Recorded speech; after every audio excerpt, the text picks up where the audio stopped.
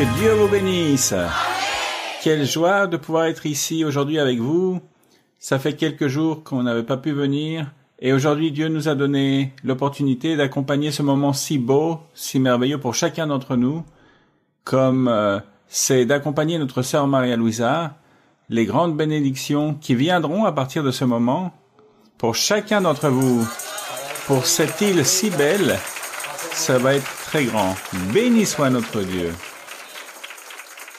Et l'Église, au niveau mondial, continue de grandir. Il continue d'y avoir des grandes merveilles, des prodiges, des signes. La transmission du dimanche est vue dans plus de 130 pays et les gens se connectent. C'est impressionnant. On dit l'Église est comme dans 62 pays et il y a comme 20 pays de plus où il y a des assemblées, où il y a des petits groupes qui se forment. Des groupes de 20, 30, 40 croyants. Mais quand nous voyons le résumé de la transmission dans 132 pays, plus de la moitié du monde, la gloire, ça pour le Seigneur. Ce qui est très beau, c'est que les personnes apprennent. Elles apprennent à connaître Dieu à travers notre maître, notre évangéliste, cette femme de Dieu que Dieu a disposée pour nous enseigner, pour nous approcher de Dieu, pour le connaître. Béni soit notre Seigneur.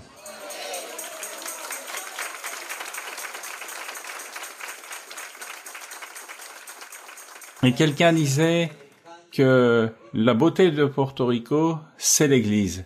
L'Église de Dieu vivant. Béni soit notre Dieu.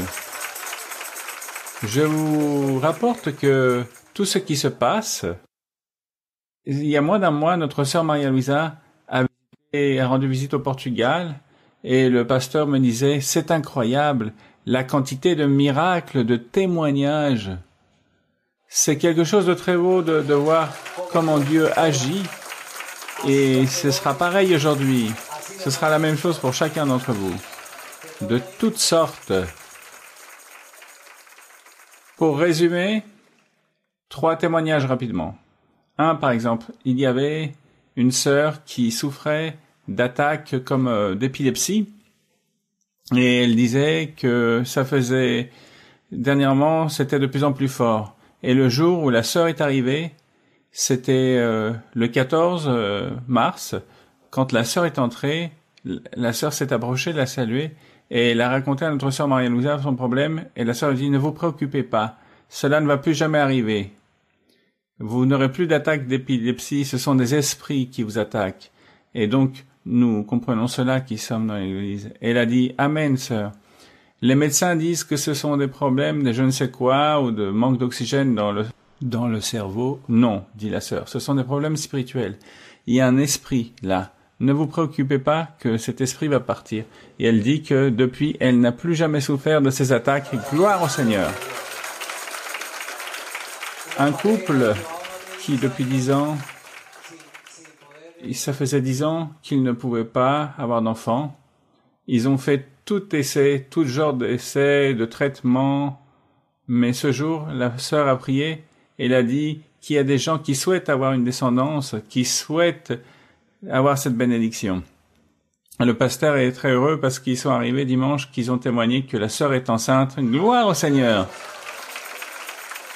Et au niveau du travail aussi, par exemple, un frère, il lui est arrivé la chose suivante. Le frère dit, il est ingénieur et il est colombien, il est arrivé là-bas au Portugal, travailler, et il travaillait donc dans le nettoyage.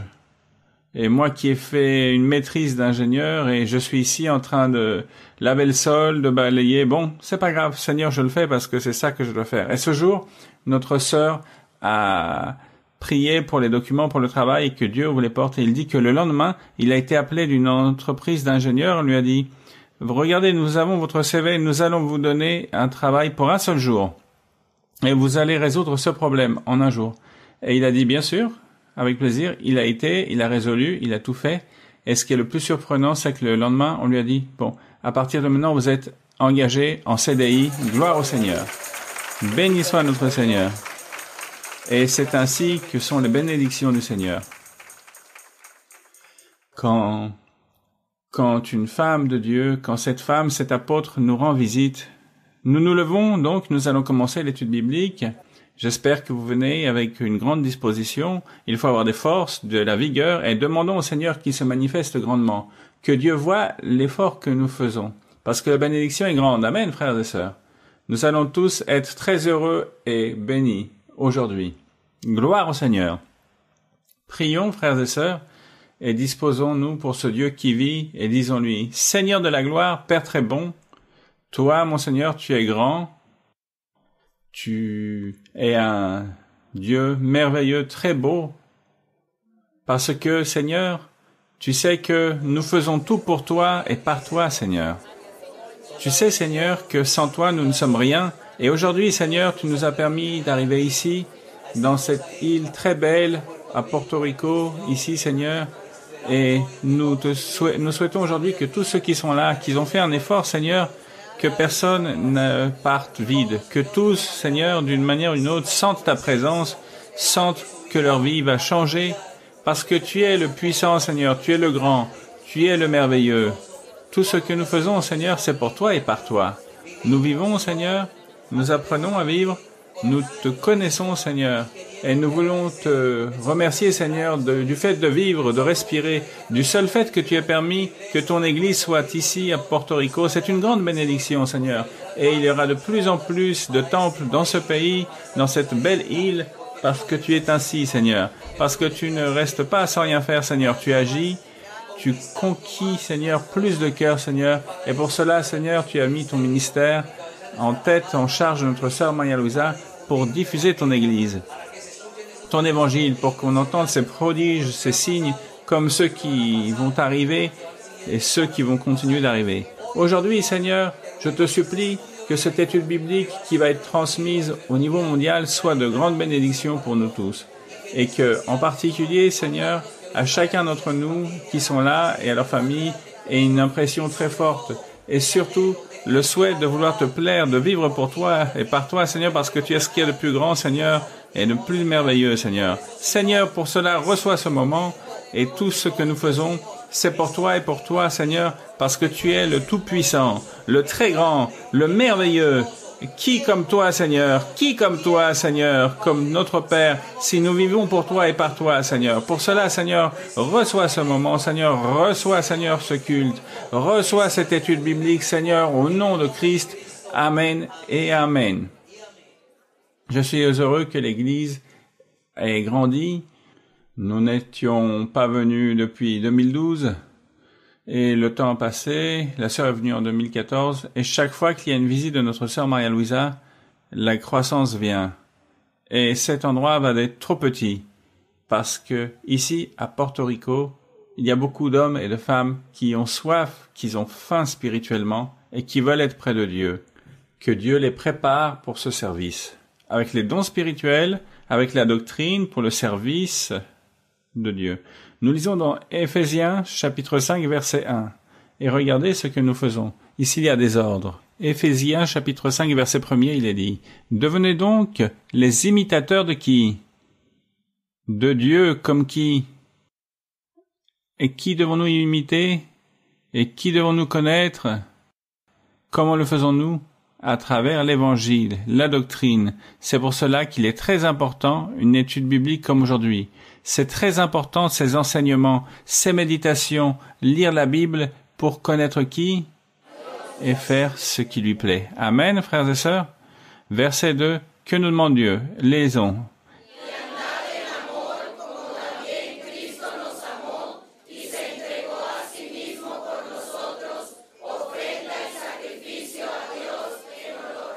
Et voyez ce que demande le Seigneur, que l'impudicité, qu'aucune espèce d'impureté et de cupidité ne soit pas même nommée, ainsi qu'il convient à qui? Parole, verset 4.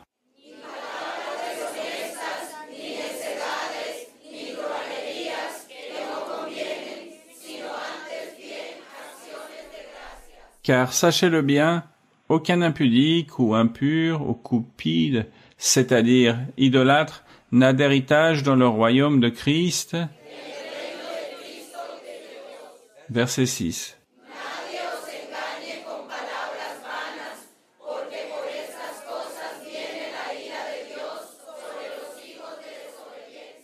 N'ayez donc aucune part avec eux. Verset 8, qu'est-il dit?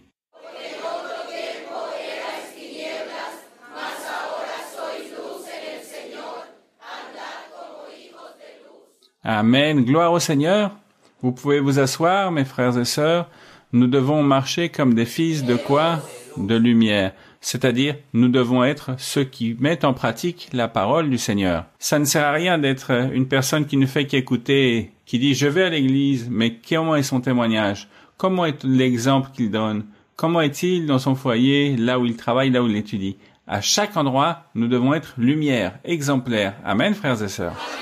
Ces jours-ci, il m'est arrivé que je suis arrivé dans un endroit aux États-Unis et je demandais « ah, je connais ici quelqu'un.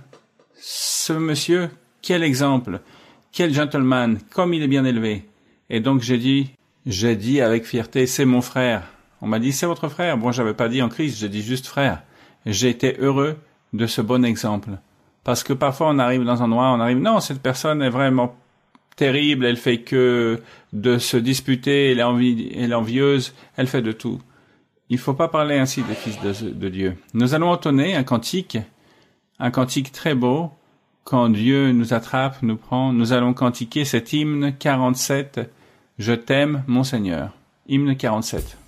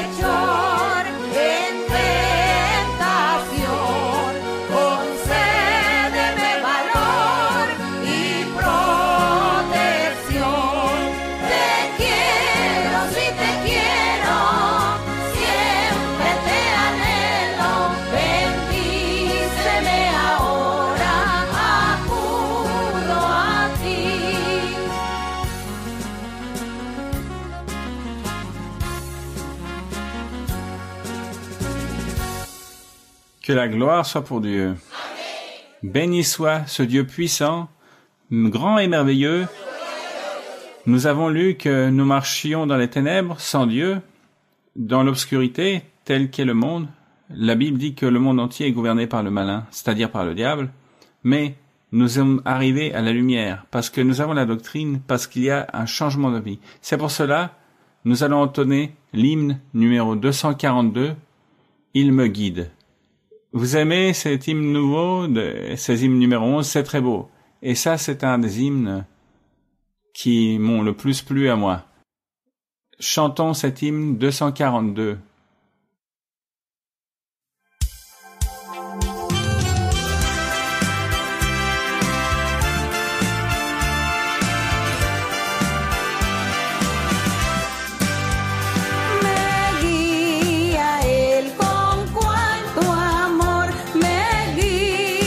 Siempre mi Señor, en todo tiempo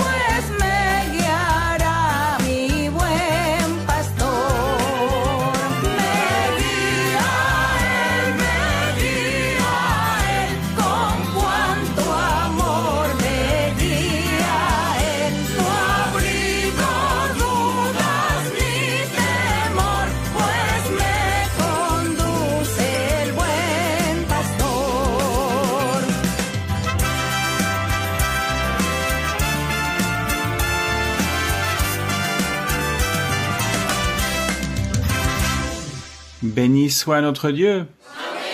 Bienheureux nous sommes parce que il nous conduit, ce bon pasteur. Et il nous parle à travers des rêves, des visions, de prophéties. Et pour cela, l'Église devient ce premier ciel.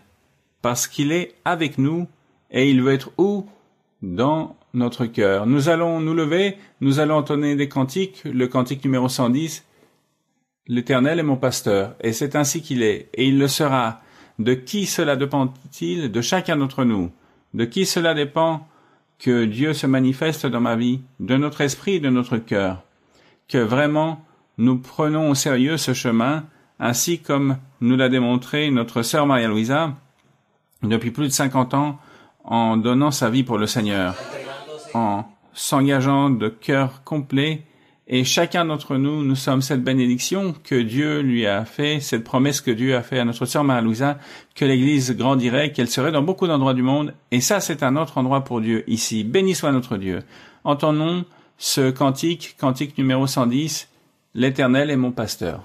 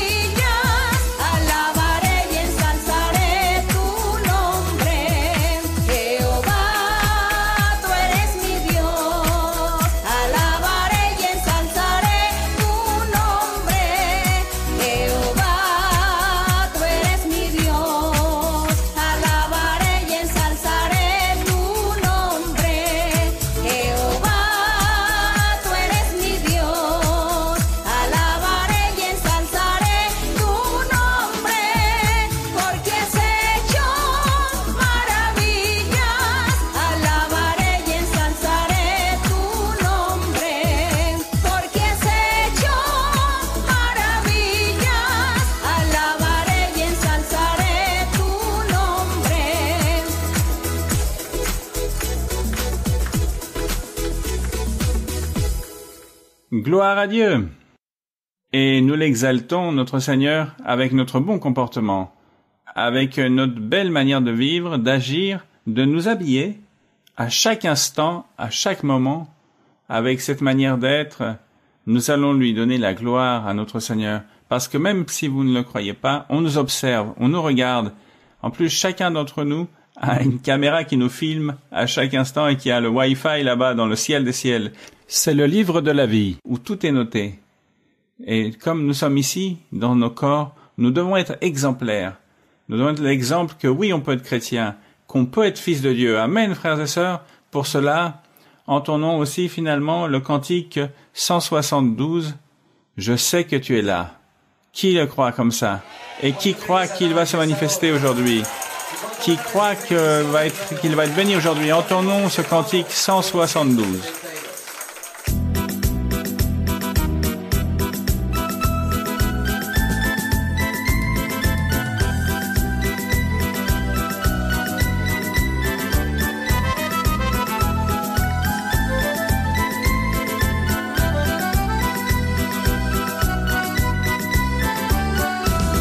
Je sais que tu es ici, Seigneur, je sais que tu es ici, je sais que tu es ici, Seigneur, je sais que tu es ici. Mon âme te loue, mon âme te loue, mon âme te loue, car je sais que tu es ici.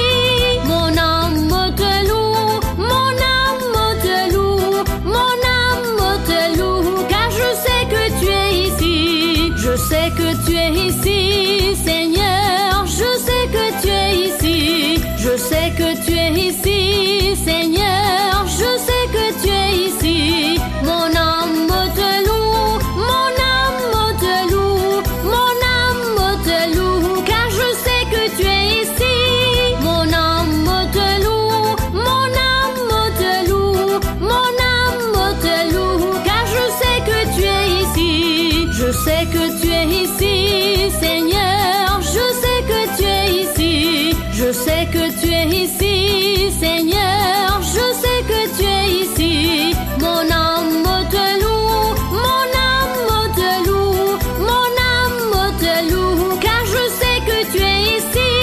Mon âme te loue, mon âme te loue, mon âme te loue, car je sais que tu es ici.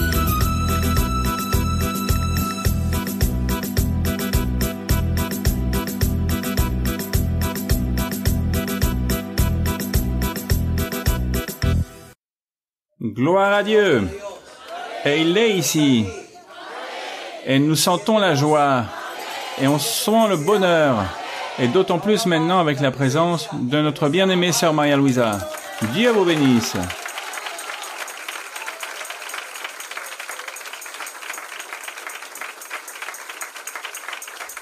Nous rendons grâce à notre Dieu,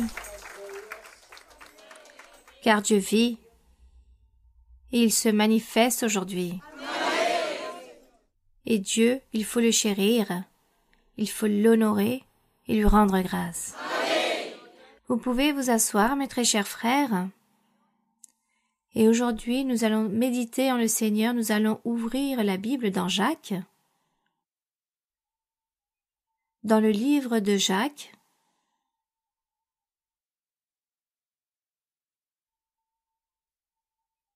chapitre 2. Dans le livre de Jacques, chapitre 2, au verset 14. Ainsi, très rapidement, je vais lire et je vais me détenir en un verset très spécial. Ici, l'apôtre Jacques, qui prêchait aux Juifs, il prêchait l'Évangile aux Juifs, et il leur dit, « Mes frères, bien sûr, ici les Juifs étaient déjà convertis au Seigneur, et il se dirigeait à ces personnes. Il est donc écrit, « Mes frères, que sert-il à quelqu'un de dire qu'il a la foi s'il n'a pas les œuvres? Que signifie avoir la foi? Que signifie le mot foi? » Quelqu'un pourrait dire le mot foi veut dire telle chose. Bon. Croire. Oui, croire. Donc si quelqu'un dit qu'il croit, qu'il a la foi, il est écrit ici, mais qu'il n'a pas les œuvres, quelles sont-elles?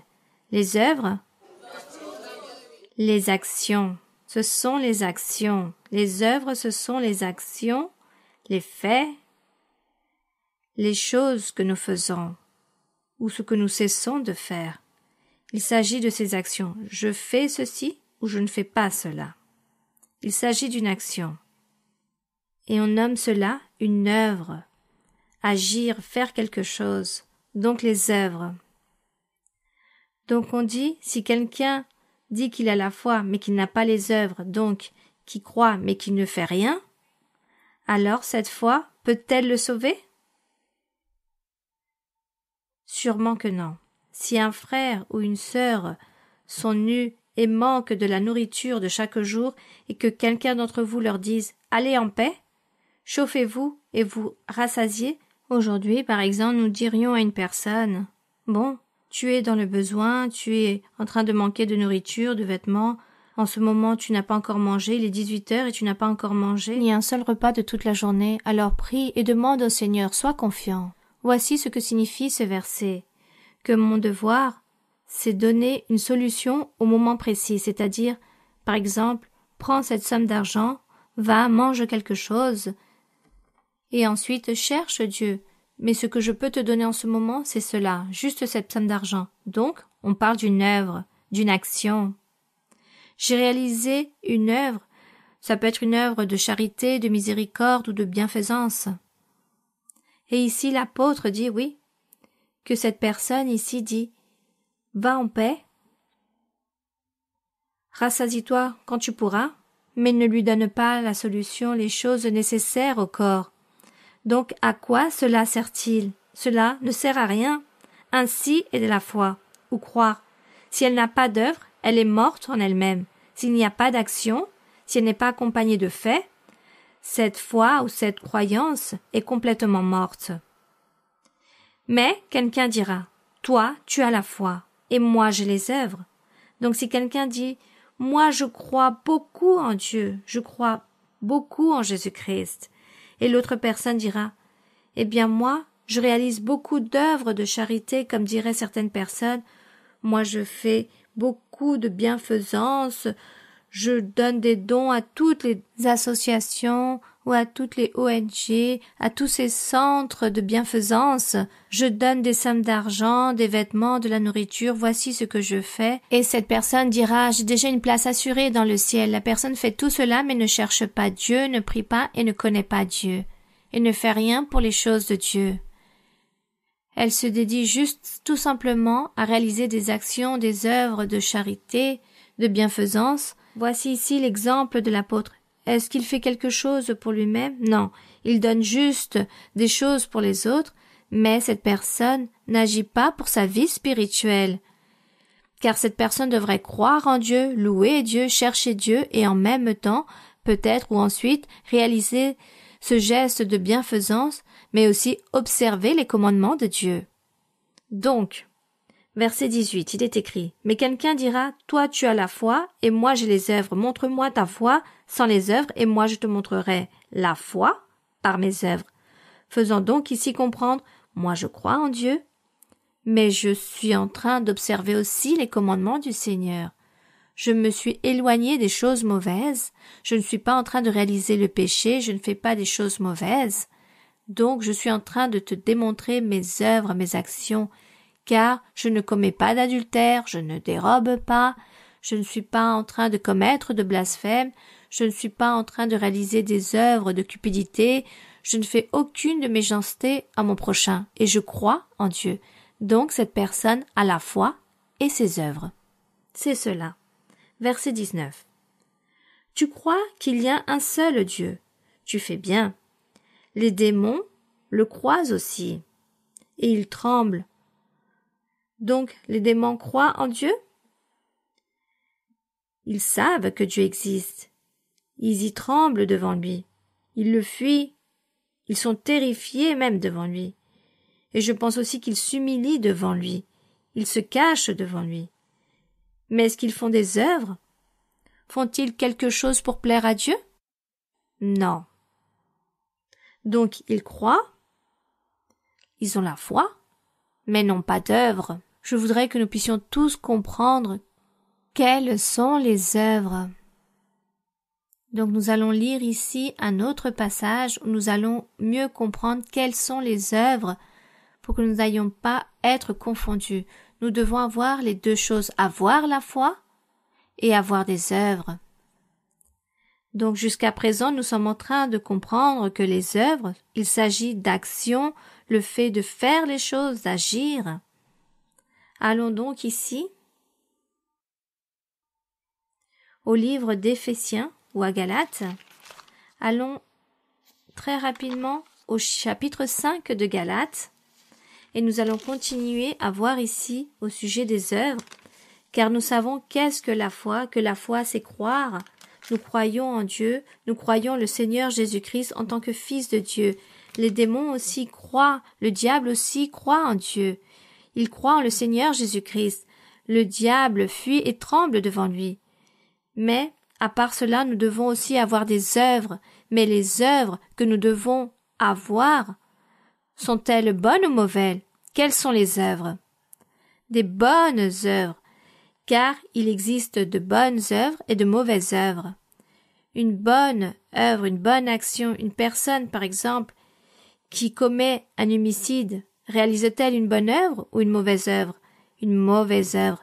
La personne qui fait attention, celle qui respecte les choses d'autrui fait de bonnes œuvres. Donc nous voulons que les bonnes œuvres, nous puissions bien les comprendre, car de cette façon, vous serez un grand docteur ou doctoresse de la parole du Seigneur. Donc allons au livre de Galates, chapitre 5, verset 16. L'apôtre Paul dit: « Je dis donc, marchez selon l'esprit, et vous n'accomplirez pas les désirs de la chair, car la chair a des désirs contraires à ceux de l'esprit, et l'esprit en a de contraires à ceux de la chair. Ils sont opposés entre eux, afin que vous ne fassiez point ce que vous voudriez. Si vous êtes conduits par l'esprit, on sait déjà que c'est faire la volonté du Seigneur, car nous avons appris ce que cela signifie. Nous savons ce que nous devons faire, c'est nous éloigner du péché. Donc par le fait de nous en éloigner, nous sommes en train de plaire à Dieu, de louer Dieu, nous sommes en train de le chercher constamment. Cela signifie que nous sommes conduits par l'Esprit, que nous marchons avec l'Esprit du Seigneur. Donc verset 17-18, si vous êtes conduits par l'Esprit, vous n'êtes point sous la loi, sous une esclavitude, mais le Saint-Esprit nous donne la liberté, le Saint-Esprit vient nous remplir, il nous délivre et il nous ôte cette tendance de réaliser le péché, tous ces désirs de la chair qui ne nous convient pas. Le Saint-Esprit est donc notre libérateur.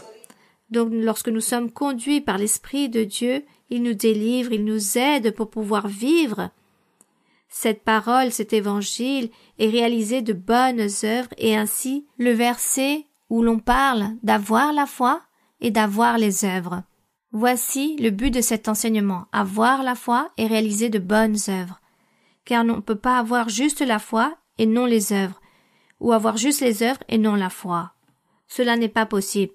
Nous devons vivre les deux choses, la foi et les œuvres. Et ici, dans le verset 19, il est écrit « Or les œuvres de la chair », donc les œuvres de la chair, nous n'allons pas lire les choses mauvaises, celles que nous devons éviter. Par exemple, lorsque Jacques dit « Tu as la foi, mais tu n'as pas les œuvres, alors cela ne te sert à rien. » Ici, Jacques aurait dû mieux expliquer cette phrase en disant « Tu dis que tu as la foi, mais tu n'as pas de bonnes œuvres. » Voici ce que Jacques aurait dû rajouter en parlant des bonnes œuvres. Il aurait dû parler des bonnes œuvres que nous allons lire, car il en existe des mauvaises. À partir du verset 19, il existe les mauvaises œuvres. Lisez s'il vous plaît ces versets. Les œuvres de la chair sont manifestes, ce sont l'impudicité, l'impureté, la dissolution, l'idolâtrie, la magie, les inimitiés, les querelles, les jalousies, les animosités, les disputes, les divisions, les sectes, l'envie, l'ivrognerie, les excès de table et les choses semblables. Jusqu'à là, arrêtez-vous. Je pourrais même rajouter etc. Car la liste des péchés est une liste très longue de tous les péchés qui existent. Des œuvres mauvaises. Lisons un peu maintenant au sujet des bonnes œuvres. Il est donc écrit ici dans le verset que vous étiez en train de lire, lorsqu'il parle des choses semblables, il est écrit « Je vous dis d'avance, comme je l'ai déjà dit, que ceux qui commettent de telles choses mauvaises n'hériteront point le royaume de Dieu. » Mais, nous allons donc maintenant lire les bonnes œuvres, celle dont Jacques faisait référence, car il le disait très clairement dans Jacques. Car il disait, certains d'entre vous diront que la foi, dans le verset 17, il en est ainsi de la foi. Si elle n'a pas les œuvres, elle est morte en elle-même. Mais quelqu'un dira, toi tu as la foi et moi les œuvres. Donc dans le verset 14 de Jacques, mes frères, que sert-il à quelqu'un de dire qu'il a la foi s'il n'a pas les œuvres, donc les bonnes œuvres? Nous sommes donc ici en train d'analyser qu'il existe de bonnes œuvres et de mauvaises œuvres. Nous avons lu les mauvaises, nous allons donc maintenant lire les bonnes œuvres. Il est écrit que les bonnes œuvres se trouvent ici dans le verset 22. Il s'agit du fruit de l'esprit. Lorsqu'il vient à notre vie, lorsque le Saint-Esprit vient nous remplir, il nous transforme, il nous change, il nous aide, il nous libère. Et à ce moment, nous commençons à avoir de l'amour. Et vous savez que l'amour enferme une multitude de péchés que nous cessons de faire, que nous pratiquions anciennement dans notre vie, car il existe beaucoup de péchés, de fautes ou de choses mauvaises que nous ne devons pas réaliser, ne pas pratiquer, et lorsque nous cessons de réaliser toutes ces choses mauvaises, de fautes, d'erreurs, de faiblesses, lorsque nous y renonçons, Dieu dit « Tu as de l'amour ». Nous disons « J'ai de l'amour ». Car on dit que l'amour enferme toutes ces choses. Lorsque nous disons « Nous aimons Dieu », cela veut dire qu'aimer Dieu, c'est que je suis en train d'observer tous les commandements et j'ai abandonné tous les péchés que je réalisais avant. Je les y ai tous renoncés et aujourd'hui je peux dire « J'aime Dieu » et dire « J'aime mon prochain » à mes proches, à tous ceux qui m'entourent, toutes les personnes que je peux palper, non seulement la famille, les proches, mais aussi les personnes que je ne connais pas. Je les aime, car je ne cherche pas le mal pour ces personnes, et je ne réalise pas la méchanceté, et je n'y pense même pas. Donc cela signifie que je suis en train d'aimer, que j'ai de l'amour, et si j'ai de l'amour, j'aime Dieu. Si j'ai de l'amour, j'aime mon prochain. Et il s'agit d'un fruit que l'Esprit de Dieu nous donne lorsqu'il nous transforme. Il nous donne cet amour. Nous cessons de pécher. Et en dehors de cela, il nous donne la joie, la paix.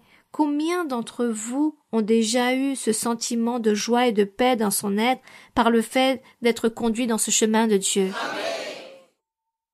Personne ne vous a obligé à être ici, à venir vous rassembler ici, à suivre ce chemin.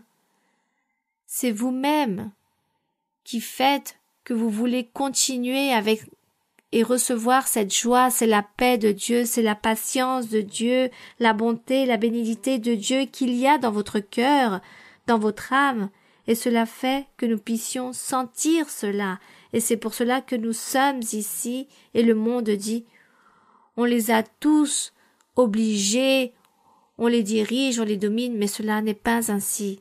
S'il y a un seul gouverneur, c'est le Saint-Esprit, c'est Dieu, c'est lui qui nous a ici, qui nous a enveloppés et nous sommes là en train d'attendre les promesses merveilleuses qu'il nous fait constamment.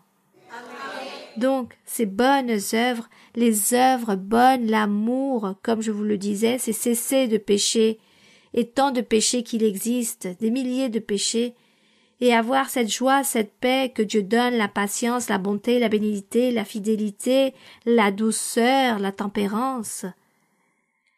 La loi n'est pas contre ces choses, car ceux qui sont à Jésus-Christ ont crucifié la chair avec ses passions et ses désirs. Les personnes ont crucifié ces choses, car il s'agit du sacrifice que nous réalisons, ôter toutes ces choses, lesquelles nous produisaient tant de plaisir, tant de désir, nous les effaçons par amour à Dieu, car nous voulons plaire à Dieu, nous voulons démontrer que nous avons la foi et les bonnes œuvres. Il s'agit donc de ces œuvres que nous devons pratiquer les bonnes œuvres, faire la volonté de Dieu. Ce n'est pas juste croire, comme il y a des personnes, beaucoup de personnes, j'entends beaucoup de gens qui disent « je crois en Dieu ». Et vous pouvez réaliser même une enquête et les personnes vont dire « oui, je crois en Dieu ». Mais ont-elles des œuvres? Elles n'ont pas de bonnes œuvres. J'imagine que toutes leurs œuvres sont mauvaises, mais elles n'ont pas de bonnes œuvres pour démontrer que réellement elles croient en Dieu. La personne qui dit croire en Dieu ou lire la Bible et croire en Dieu doit être pratiquante, doit agir, doit réaliser les choses, doit plaire à Dieu, car ce n'est pas juste le fait de croire, comme ici Jacques le disait. Donc, à quoi sert-il si quelqu'un dit avoir la foi, mais n'a pas de bonnes œuvres? La foi pourra-t-elle la sauver? Non. Il s'agit d'une personne qui est en train de perdre son temps, qui est en train de se remplir d'illusions avec quelque chose qui n'arrivera jamais. Car la foi est toujours accompagnée des bonnes œuvres ou d'observer les commandements du Seigneur et de continuer à suivre, à chercher Dieu en profondeur et de chercher aussi le Saint-Esprit avec ses dons spirituels afin que chacun d'entre nous puissions arriver à vivre une vie spirituelle correcte. Malgré que nous vivions dans le monde et entourés de personnes du monde, nous vivons une vie spirituelle, car c'est Dieu qui habitera avec nous. Voici ce que Dieu attend de nous. Il ne veut pas juste des sympathisants, il ne veut pas des personnes qui disent « oui, je crois, mais rien de plus. Je ne prie pas, je ne lis pas la Bible, je ne cherche pas Dieu, et en plus, je continue à réaliser toutes ces choses mauvaises avec ma vie. » De vivre dans un monde rempli de péchés. Donc la personne est en train de perdre son temps. Elle n'est pas en train de croire malgré qu'il y a beaucoup de personnes qui aiment lire la Bible et disent « oui, je lis la Bible. » Lis la Bible, mais n'a pas de bonnes œuvres pour Dieu.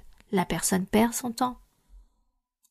Je voulais donc que nous lisions ce verset au sujet des œuvres, de la foi, afin que tout cela reste très clair pour chacun d'entre nous, pour que nous puissions ainsi mieux comprendre, chérir encore plus l'œuvre du Seigneur. Et de cette façon, notre lecture biblique, nous allons nous y détenir.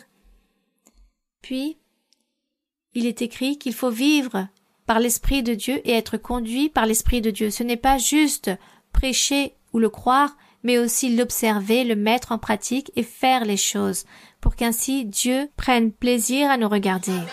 Que l'honneur et la gloire soient toujours pour notre Dieu, pour ce Dieu qui vit. Nous allons donc commencer avec les questions que nous avons aujourd'hui, avec les questions que vous avez apportées. Je ne sais pas si les personnes sont déjà prêtes, les frères, les sœurs qui vont poser leurs questions. Nous allons donc maintenant commencer. Sœur Maria-Louisa, nous nous réjouissons que vous nous accompagniez cet après-midi si merveilleuse, après tant de temps, et de pouvoir d'apprécier toutes les bénédictions que Dieu nous a permis ici, dans l'île de Porto Rico. Et je veux d'ores et déjà vous donner tous nos remerciements, ma sœur, pour l'opportunité si grande que j'ai d'avoir été chargé d'une des églises ici. Étant donné la pandémie, nous savons qu'elle a été fermée, mais nos cœurs ont été fermes ici dans l'église de Porto Rico. Nous avons servi le Seigneur, nous aimons le Seigneur, et le meilleur exemple, cela a été vous, sœur Maria-Louisa. Cet exemple si grand, cette fidélité, cet engagement, c'est ce qui nous motive, nous, à être fermes dans cet évangile pour donner la gloire au Seigneur. Que la gloire soit pour le Seigneur.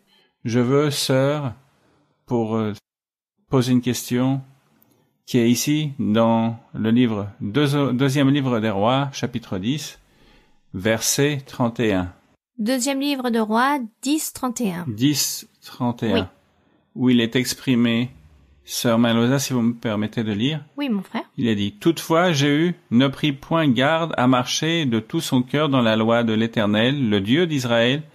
Il ne se détourna point des péchés de Jéroboam qui avait fait commettre à Israël. » Sœur, ma question se base sur le fait même que dans l'Église du Seigneur, tout comme Jéhu, qui était roi d'Israël, et Dieu lui avait donné des ordres à travers le prophète Élie, lequel il a accompli avec toute la précision, mais il n'a pas pris garde de marcher dans la loi de Jéhovah parce qu'il a fait confiance au fait d'être un roi. Il a mis sa confiance dans le fait d'être roi. Il a pris des décisions à convenance. Nous voyons qu'il n'a pas enlevé les autels et il a été permissif. Et dans certaines choses, il a fait.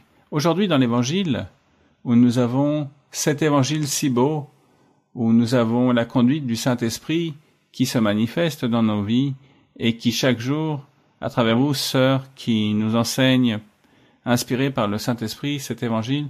Nous sommes appelés à être rois et prêtres. Comment pouvons-nous nous garder, nous protéger et en même temps ne pas être confiants de ce titre que Dieu nous donne à beaucoup d'entre nous d'être, par exemple, prophétisateurs, personnes qui prophétisent, d'être prédicateurs ou pasteurs, ou toutes les bénédictions que nous avons dans l'Église. Et parfois, nous prenons trop confiance et agissons de manière inappropriée, prenons des décisions sans consulter le Seigneur, et nous négligeons notre vie spirituelle, et souvent Dieu nous permet que nous continuions, et beaucoup de personnes peuvent sortir de l'Église, nous pouvons donner mauvais exemples, nous pouvons voir que beaucoup de vies spirituelles sont freinées, elles stagnent, et même notre propre vie spirituelle stagne et perd les bénédictions de Dieu. Merci, sœur, pour votre réponse. Une personne qui est remplie, homme ou femme, qui reçoit le baptême avec le Saint-Esprit, qui a les choses de Dieu dans son cœur et qui commence à avoir ce changement de vie, c'est très difficile que cette personne détourne son chemin ou qu'elle prenne une voie erronée. Car si cette personne aime Dieu, il n'y a rien dans le monde qui peut faire qu'elle se détourne du bon chemin. Il n'y a rien ni personne. Mais si la personne se trouve dans l'assemblée menant une vie moyennement correcte, qu'il s'agit d'une personne qui n'a pas encore pris la décision, qui n'a pas voulu se convertir à Dieu, qui n'a pas compris le plan de Dieu, la parole, la doctrine, elle ne l'a pas comprise, donc elle n'arrive pas à se convertir. Il s'agit d'une simple sympathisante. Elle va juste à l'église parce que cela lui fait plaisir, car elle aime recevoir la prophétie. Elle adore qu'on lui impose les mains et qu'on lui donne la prophétie, mais son cœur est complètement fermé. Elle n'ouvre pas son cœur pour que Dieu vienne demeurer en elle, la transforme et la change complètement. Cette personne est en train de mettre en péril sa vie spirituelle, et à n'importe quel moment de la vie, l'ennemi peut venir avec n'importe quelle circonstance de la vie, la lie, la chasse de l'Église et établit en elle des idées dans son cœur de la cupidité, des choses mauvaises, de la colère, ou peu importe ce que le diable peut établir en elle, car cette personne est apte pour cela, car elle n'a pas été sincère envers Dieu et n'a pas affermi son cœur pour Dieu et ne s'est pas convertie à Dieu. Voici ce que cela peut se produire dans l'évangile de notre Seigneur Jésus-Christ. Donc l'évangile, c'est pourquoi lorsque vous lisez les épîtres des apôtres, à chaque fois, ils disent pratiquement la même chose. À chaque instant, ils disent aux personnes, comme nous avons lu dans Jacques. Jacques est en train de dire, tu dis que tu as la foi, mais tu n'as pas les bonnes œuvres. Alors, quand as-tu observé les commandements du Seigneur? Tu ne les pratiques pas. Tu es en train de pécher. Tu es dans l'église, dans l'assemblée, mais tu continues à réaliser le péché. Tu dis que tu as la foi, mais tu n'as pas les œuvres. Vous voyez? C'est ce que l'apôtre disait. Si tu continues comme cela, tu es en train de perdre ton temps. La foi ne va pas te sauver. Il faut que tu agisses en même temps. Lorsque tu réalises le bien et que tu affermisses ton cœur, mais si tu ne fais jamais cela, alors, un jour, tu vas partir de l'assemblée et tu partiras directement, complètement au monde pour réaliser le péché et tu perdras la bénédiction de Dieu. Voici, il existe deux chemins. C'est pourquoi nous sommes ici en train de lutter tous les jours de notre vie. Nous sommes ici en train de persévérer. Chacun d'entre vous, vous pouvez reconnaître vos faiblesses. Certains peuvent dire « Oui, je suis très colérique. Moi, je me remplis beaucoup de colère. » Et d'autres diront « Moi, je suis très cupide. Moi, je sens toujours des rancunes en moi. Je n'arrive pas à pardonner. On me blesse lorsqu'une personne m'offense. Je n'arrive même plus à lui diriger la parole. Cela est incorrect, mais je dois ôter cela. » Chacun d'entre vous, vous avez une faiblesse que vous pouvez reconnaître. Et vous dites, je n'aimerais pas être ainsi. Aide-moi, Seigneur, à ôter toutes ces choses mauvaises de moi. Donc chaque jour, nous sommes en train de persévérer, de lutter. Mais lorsque nous aimons Dieu, nous luttons pour changer. Mais lorsque la personne ne se convertit pas et n'affermit pas son cœur est complètement fermé, alors cette personne, avec le temps, disons, part de l'Église, part de l'Assemblée, pour ne pas dire que c'est le diable qui la chasse et l'emporte pour la détruire. Voici ce qui peut se produire aujourd'hui. Quelque chose de très différent à ce qui s'est produit aux personnes anciennes. Les personnes anciennes péchaient à cause de l'idolâtrie, car les personnes n'observaient pas les commandements de Moïse. Mais aujourd'hui, tout est si différent, car c'est le Saint-Esprit qui vient vivre avec nous, qui vient nous purifier, donc nous sommes en train de prendre des décisions. Nous prenons une décision en disant « Oui, je vais persévérer dans le chemin de Dieu, aide-moi, Seigneur, et transforme-moi. » Mais une autre personne dira « Non, ma famille me dit que non, et la société, mes amis, donc c'est très très beau l'Église, mais je ne veux pas aller là-bas. » Ce sont des décisions que nous prenons. Et selon nos décisions, Dieu aidera chacun. Donc, prenons de bonnes décisions de plaire à Dieu, de le suivre, afin que Dieu nous perfectionne et que notre cœur aussi, nous puissions nous convertir à Dieu et qu'un jour, nous n'allions pas partir de l'Église ou souiller notre vie spirituelle, que le diable ne vienne pas nous dérober cette bénédiction. Continuons. Oui, continuons avec une autre question. Sœur Maria-Louisa, bonjour. Soyez bienvenue à l'Église de Porto Rico, ainsi que tous ceux qui vous accompagnent. J'ai une question, sœur, si vous me permettez. Donc, sœur, nous savons que, à l'origine, Dieu créa l'humanité et il a fait le jardin d'Éden. Sœur, après cela, notre Seigneur Jésus-Christ est venu et il a changé ce qui était physique par ce qui est spirituel. Donc, sœur, aujourd'hui, nous pouvons jouir de savoir que notre Seigneur Jésus-Christ a fait de notre cœur le tabernacle pour y demeurer. Pour cela, sœur, je médite sur le jardin d'Éden, si aujourd'hui il est possible que nous, dans notre humanité, nous le voyons de manière spirituelle, nous puissions vivre et jouir de ces bontés, de ces privilèges, de ces grandes bénédictions qui, de la bonne volonté de notre Seigneur, depuis l'origine, depuis le début, nous puissions en jouir et l'appliquer aujourd'hui dans chacun de notre être. Dieu vous bénisse pour votre réponse et nous vous aimons, sœur. Mais qu'est-ce que vous voulez vraiment me demander? Que nous réjouissons aujourd'hui de quoi? Que vous dites que vous parlez du jardin de l'Éden au début quand Dieu a créé les choses. Qu'est-ce que vous voulez que nous réjouissions aujourd'hui vraiment? Oui, sœur, c'est la relation directe quand Dieu... quand Dieu se manifestait avec Adam, il leur parlait. Aujourd'hui, Dieu fait la même chose. Aujourd'hui, Dieu fait de même.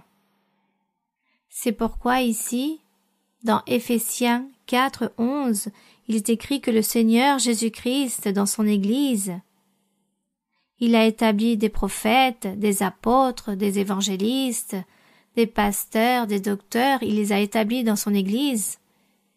Et c'est pour le perfectionnement de tous les croyants que le Seigneur appelle saints. Il dit pour perfectionner les saints. Les saints, il s'agit de tous les croyants. Vous tous, vous avez ce nom de saint, ce qui signifie que vous avez été mis à part pour Dieu, pour le salut. Donc, le mot saint ou sainte signifie être mis à part. Pourquoi? Pour le royaume des cieux. Et aujourd'hui, le Seigneur aussi, dans ses promesses, le Seigneur Jésus-Christ disait aux apôtres, « Lorsque je partirai, lorsque je ne serai plus avec vous, j'enverrai le Saint-Esprit. » Je ne sais pas si vous avez lu ce passage, vous vous rappelez d'avoir lu cela? Viendra le Saint-Esprit. Le Saint-Esprit sera avec vous et en vous. Comme au tout début, Adam et Ève ont joui de la présence de Dieu, Adam et Ève jouissaient car Dieu leur parlait, sûrement à travers des visions, car c'était plus logique à travers des visions. Tout ce qu'ils parlaient avec Dieu, c'était des visions qu'ils voyaient, et Dieu leur parlait et envoyait des ordres à ces personnes. Car le Seigneur même a dit à Moïse aussi, À personne je ne parlerai face à face, mais juste à toi, Moïse. Avec toi je parlerai face à face, mais avec personne d'autre. Tous je parlerai à travers des visions, ou à travers des prophéties, ou à travers des rêves, des songes, mais à toi seul je parlerai face à face. Il a fait cette promesse à Moïse. Donc le Seigneur, nous pouvons donc en déduire qu'Adam et Ève, lorsqu'ils parlaient avec Dieu, c'était à travers des visions. Et lorsqu'ils ont parlé avec Dieu, et même aussi Abel et Caïn, lorsqu'il a dit « Pourquoi as-tu tué Abel ?» C'était tout à travers des visions que Dieu parlait.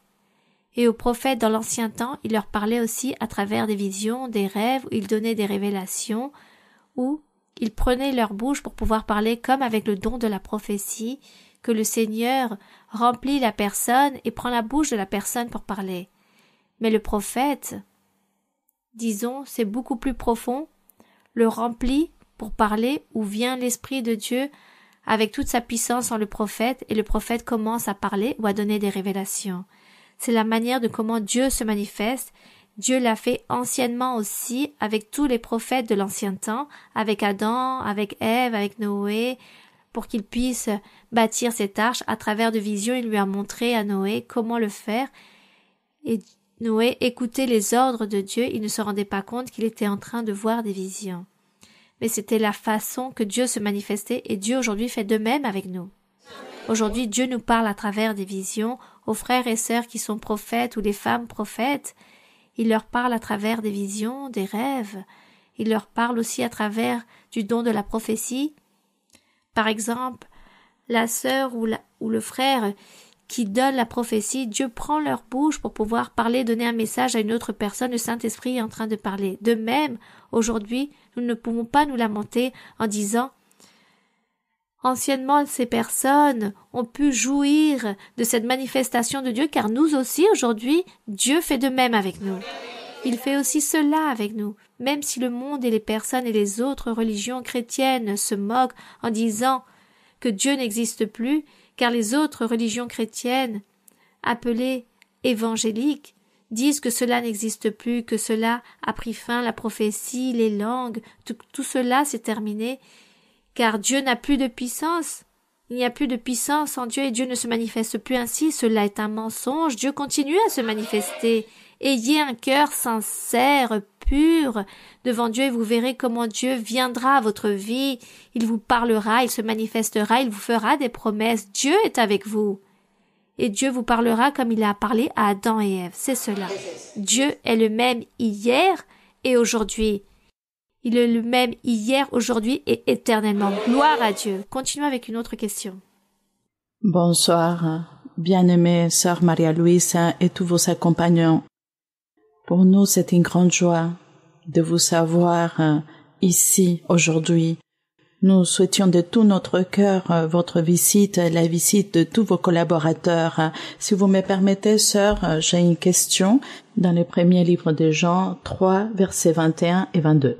Premier livre de Jean, chapitre 3, verset 21. Premier livre de Jean 3, 21. Oui, ma sœur, pouvez lire. Merci, sœur.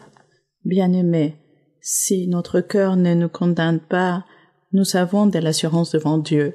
Quoi que ce soit que nous demandions, nous le recevons de lui parce que nous gardons ses commandements et que nous faisons ce qui lui est agréable.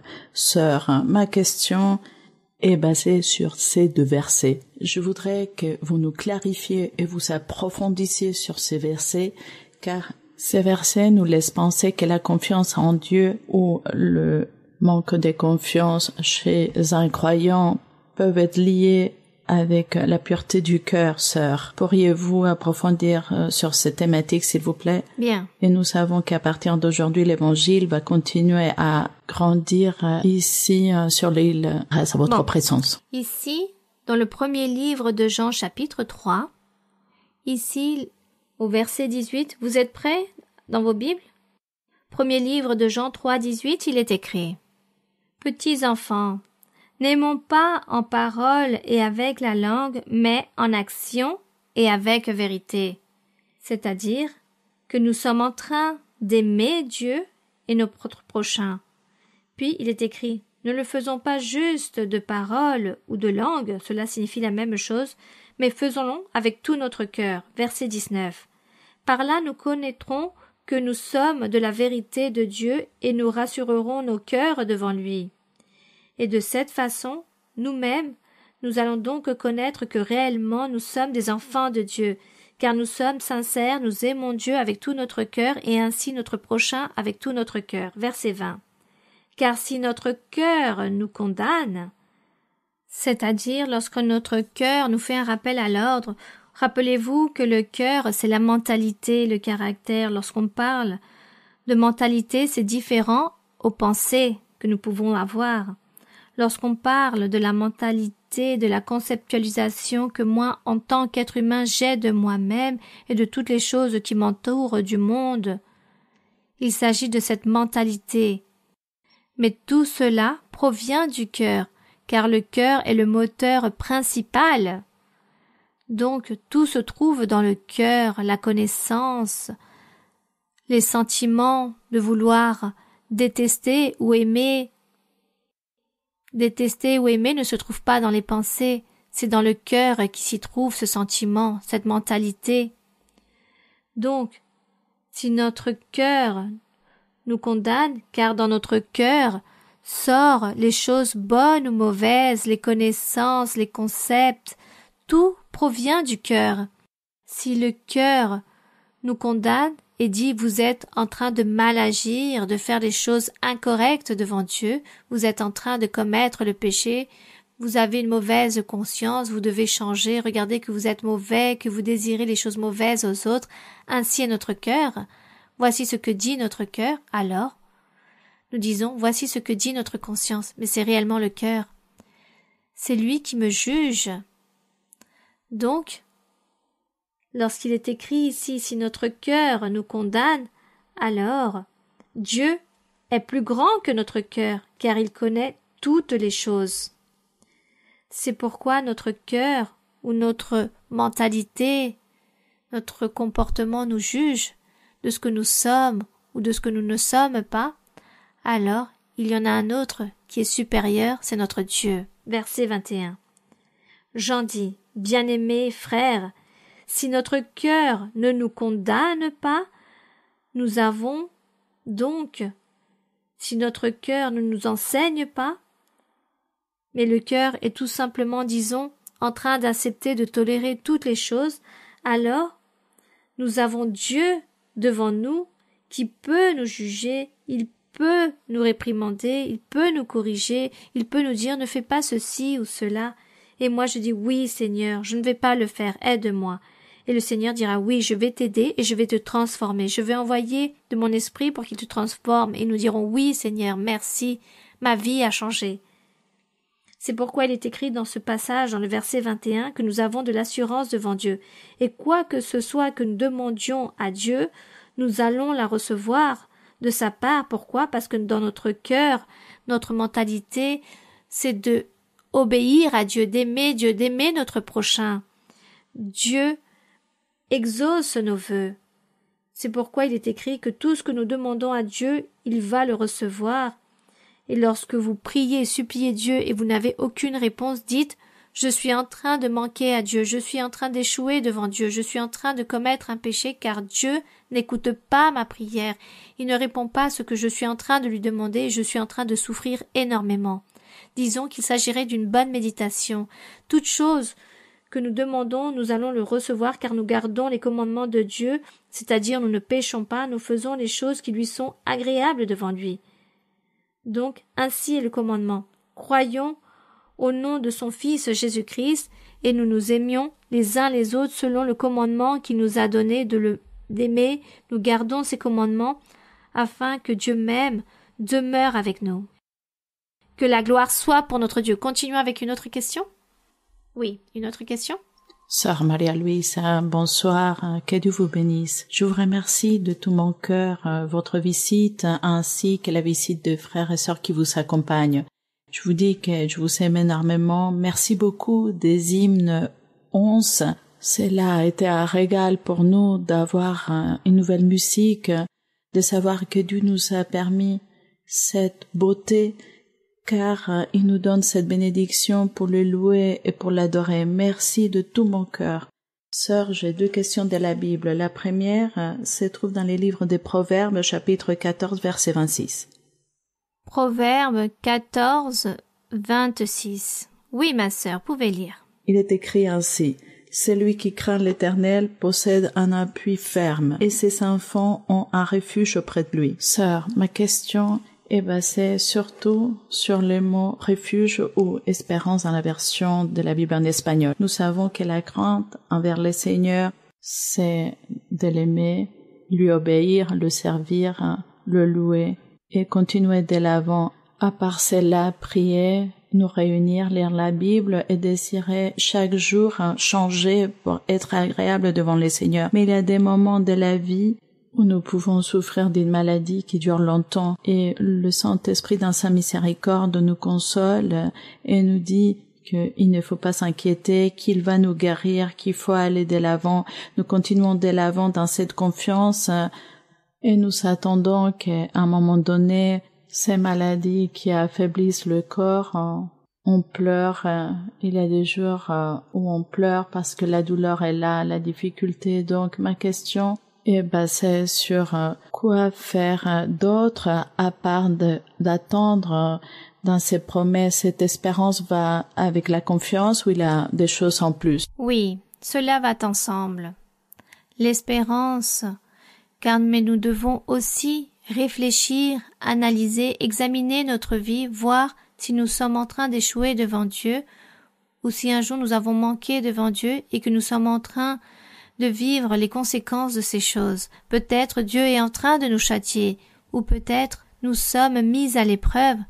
Peu importe la raison, nous devons nous examiner. En quoi je suis en train d'échouer devant toi, mon Seigneur?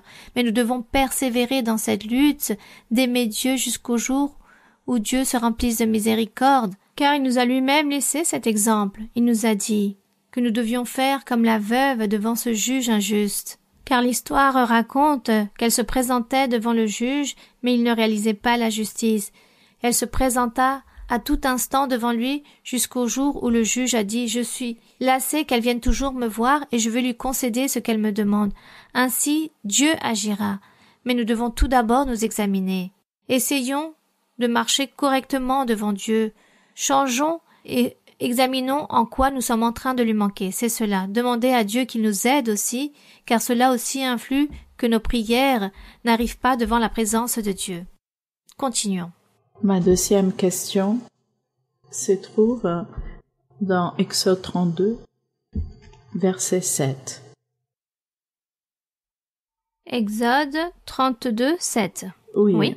Oui, ma sœur. Sœur, il est écrit ainsi: L'Éternel dit à Moïse: Va, descends, car ton peuple que tu as fait sortir du pays d'Égypte s'est corrompu. Sœur, nous savons que dans ce chapitre, Moïse était sur la montagne de Sinaï, recevant la loi de Dieu, et le peuple avait fait un veau.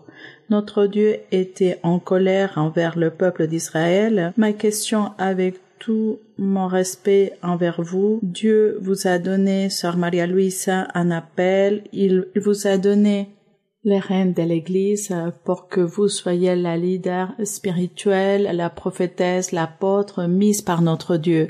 Je sais que nous sommes dans une période différente, dans la période de l'Évangile, où le Saint-Esprit nous guide à chacun, nous enseigne, mais j'aimerais savoir si à un moment donné, pendant toutes ces années, le Seigneur, parce que je ne vois nulle part dans la Bible, ni dans les psaumes, ni dans les prophètes, le Seigneur a dit à quelqu'un ton peuple. Il a dit à Moïse ton peuple, comme si le peuple était à lui, comme si c'était quelque chose propre à Moïse. Donc je voudrais savoir si dans cette époque, dans cette période actuelle, il y a eu des cas où Dieu a été en colère contre l'Église et il vous a dit peut-être à un moment donné, ton peuple, ma fille, n'est pas agréable devant moi, ne fait pas ce que je souhaite.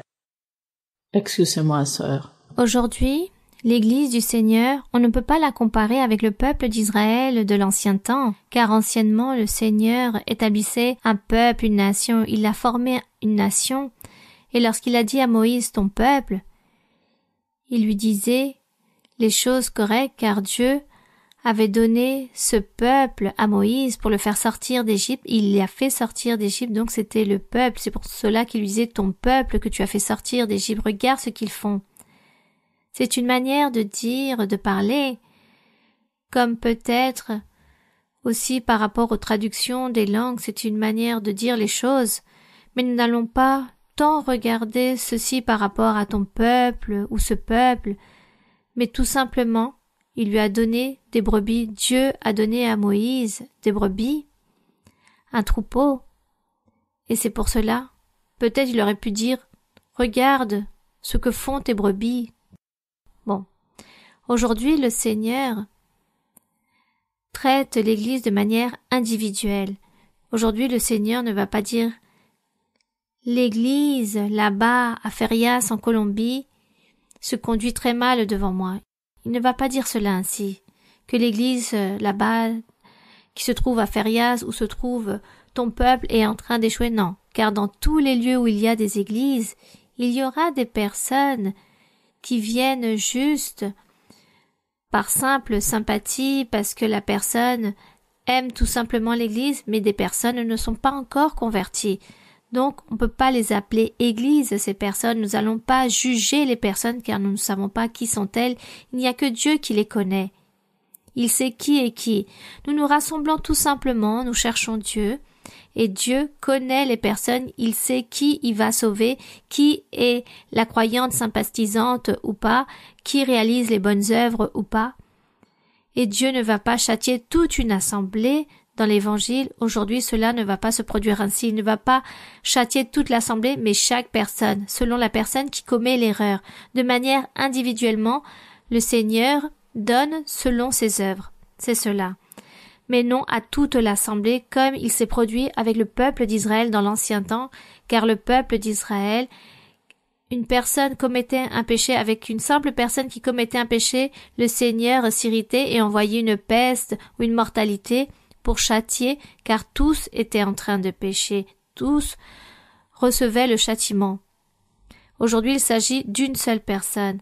Chacun d'entre nous, nous sommes conscients de la vie que nous menons, et nous sommes tous en train de marcher devant Dieu. Dieu nous juge, il nous donne selon nos œuvres, il dira, tu fais les choses correctes, tu fais les choses incorrectes, suis, continue, persévère, ne te détiens pas, ne regarde pas sur les côtés, ne régresse pas, continue ferme jusqu'au jour où tu atteindras ton but.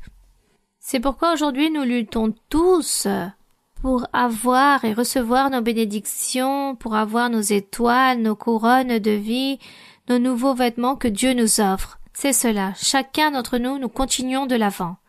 Nous allons donc prier le Seigneur et nous allons lui rendre grâce. Nous allons lui demander au Seigneur, lui rendre grâce et lui demander par rapport aux besoins que nous avons, toutes les pétitions que nous apportons, les souhaits que nous avons dans notre cœur. Chacun d'entre vous, vous allez prier et demander au Seigneur selon ce que vous avez besoin. Disons-lui, Père Saint, Père Céleste, Père de notre Seigneur Jésus-Christ, Dieu d'Abraham, Dieu d'Isaac et de Jacob, le Dieu de Daniel, qui l'a gardé et qui l'a sauvé des mains de ces rois idolâtres, païens. Toi, mon Seigneur, tu t'es rempli de miséricorde pour que tous ces personnages que la Bible nous raconte, tu les as gardés. Et nous sommes ici en train de grandir en foi, croyant et grandissant dans notre vie spirituelle. Nous sommes ici en train de lutter pour obtenir les bénédictions spirituelles, pour obtenir le triomphe. Nous sommes en train de persévérer pour obtenir la vie éternelle. Parmi toutes ces choses, nous sommes en train de lutter dans cette vie pour recevoir la merci de Dieu et pour qu'il puisse nous appuyer, pour qu'il puisse nous aider et écouter nos prières, nos suppliques, qu'il nous bénisse chaque jour.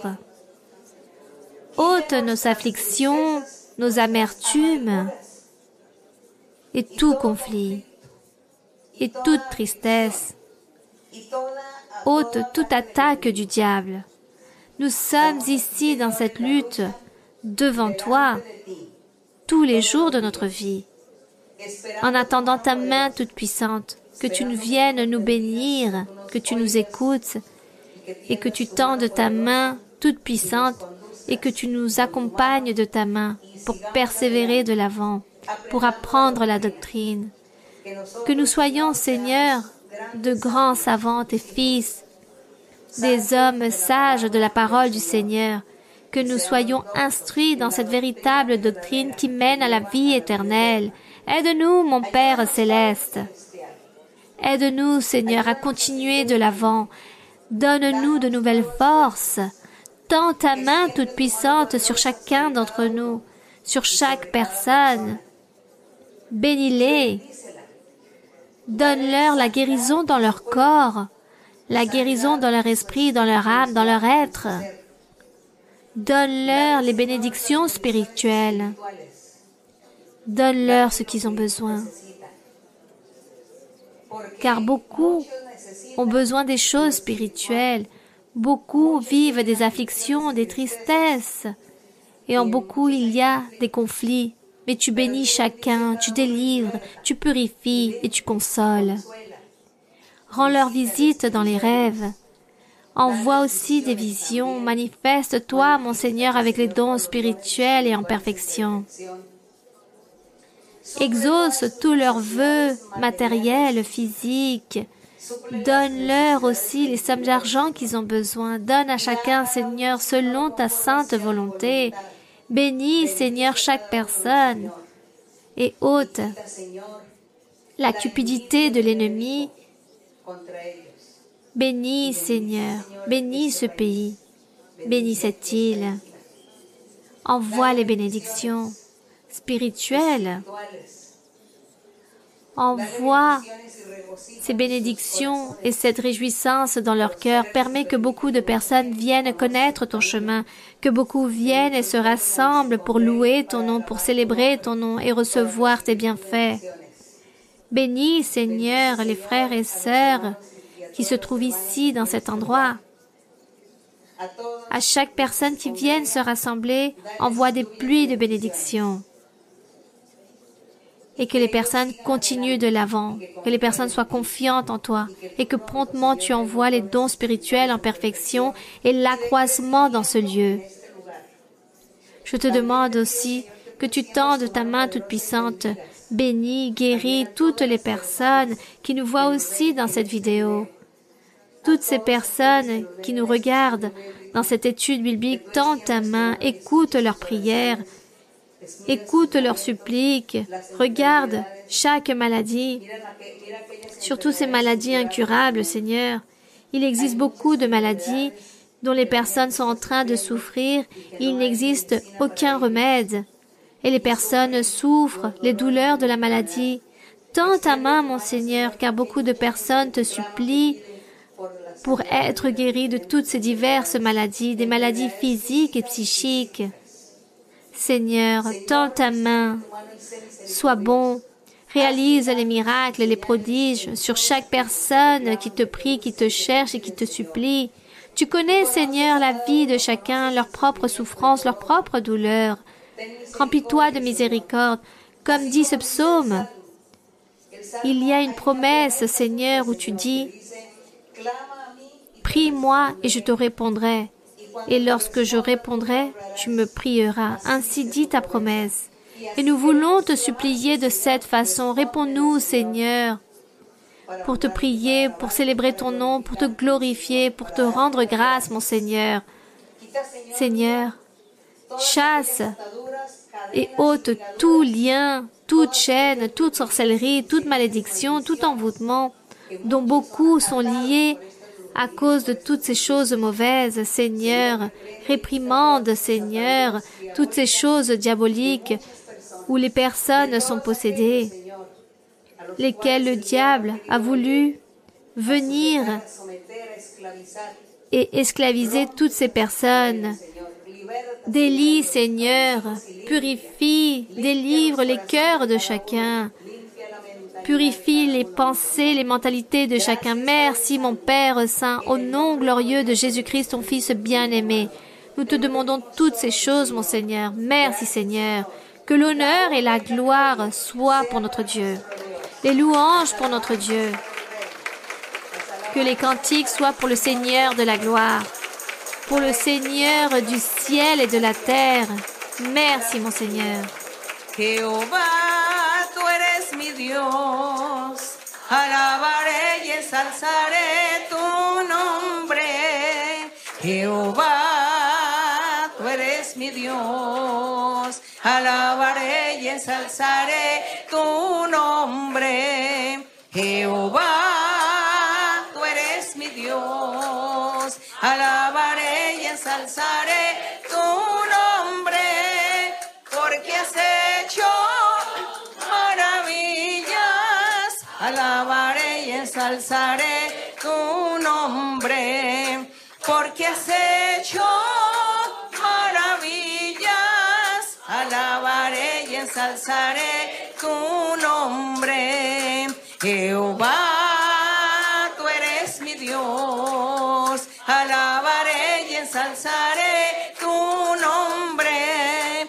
Jehová, tú eres mi Dios, alabaré y ensalzaré tu nombre. Jehová, tú eres mi Dios, alabaré y ensalzaré tu nombre, porque has hecho maravillas, alabaré y ensalzaré tu nombre, porque has hecho maravillas, alabaré y ensalzaré tu nombre.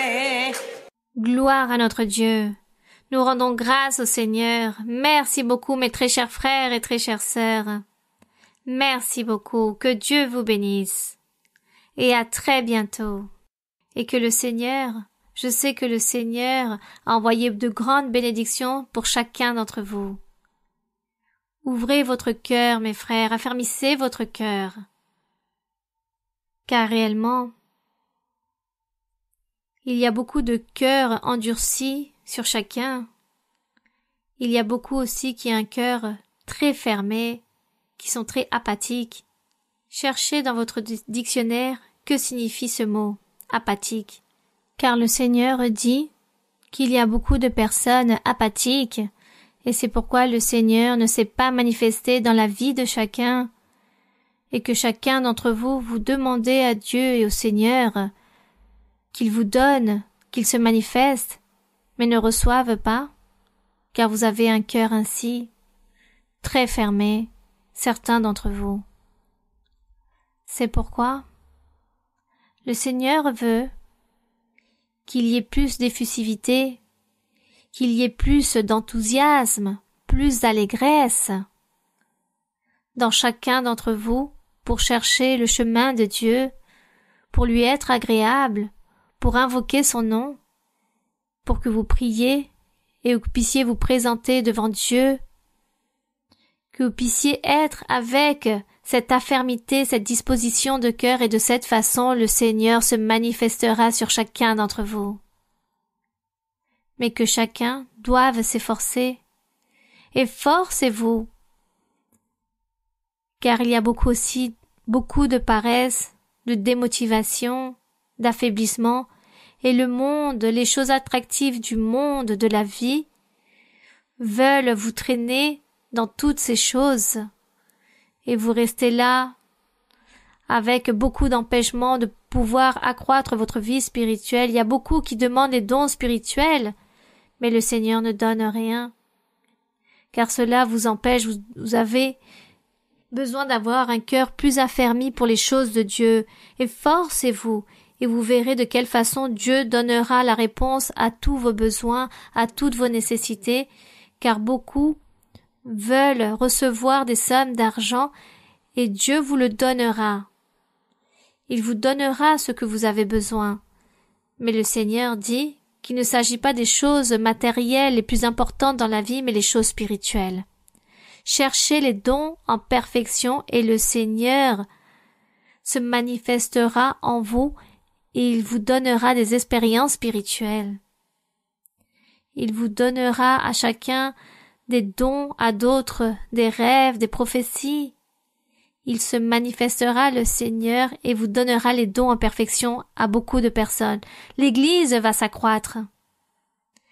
L'Église continuera à grandir. Promptement, cette salle sera même trop petite. Il faudra ouvrir un autre lieu, car beaucoup de personnes vont venir. Le Seigneur va apporter beaucoup de personnes. Nous rendons grâce au Seigneur. Que Dieu vous bénisse. Recevez les bénédictions du ciel. Recevez beaucoup de bénédictions. Merci. À très bientôt. Que Dieu vous bénisse.